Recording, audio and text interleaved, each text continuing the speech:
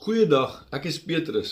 Romeine 5 vers 1 sê, omdat ons dan nou op grond van geloof geregverdig is, het ons vrede by God, deur ons Here Jesus Christus. Vers 2 sê in die New Living Translation, Christ has brought us into this place of undeserved privilege. As kinders van Abba Vader, ons God, geniet ons onverdiende bevoorregting, want hy is 'n goeie God. Psalm 145 beskryf dit so mooi, ek verkort vers 28, wat sê, genadig en barmhartig is die Here, geduldig, groot en troue liefde. Die Here is goed vir almal, sy barmhartigheid strek oor al sy werke, regverdig is die Here in al sy weë, naby almal wat hom aanroep. Hy vervul die mens vir die wat vir hom ontzag het, hy hoor hulle hulpgeroep en hy help. Die Here beskerm almal wat hom liefhet. En dan in 2 Samuel hoofstuk 9, kry ons 'n voorbeeld hiervan, wat Dawid vra of daar enige oorlewendes nog is, vanuit die familie van Saul en Jonathan. Want hy wil graag teenoor Jonathan guns bewys.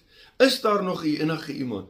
Hulle sê dan in vers 6 tot 8, bring hulle dan vir hom Mephiboset, die seun van Jonathan, 'n verlamde seun. En bring hom na Dawid, en die seun val neer op sy aangesig en teen die grond, en Dawid sê vir hom, moenie bang wees nie, ek sal beslis aan jou guns bewys, terwille van Jonathan jou vader. Hy diep gebuig, en hy het gesê, maar wat is u dienaar, dat u aan die dooie hond, wat ek in die oë is, aandag gee. Dawid gee, dit is wat so mooi is, hy gee geen erkenning vir Mephiboset se ek is 'n hond stories nie. Nee, hy ignoreer dit heeltemal 100%, en hy verklaar dadelik, dat alles wat aan Saul behoort het, gaan nou aan Mephiboset behoort, en Mephiboset kan elke dag by Dawid se tafel, by die tafel van die koning, kan hy kom eet.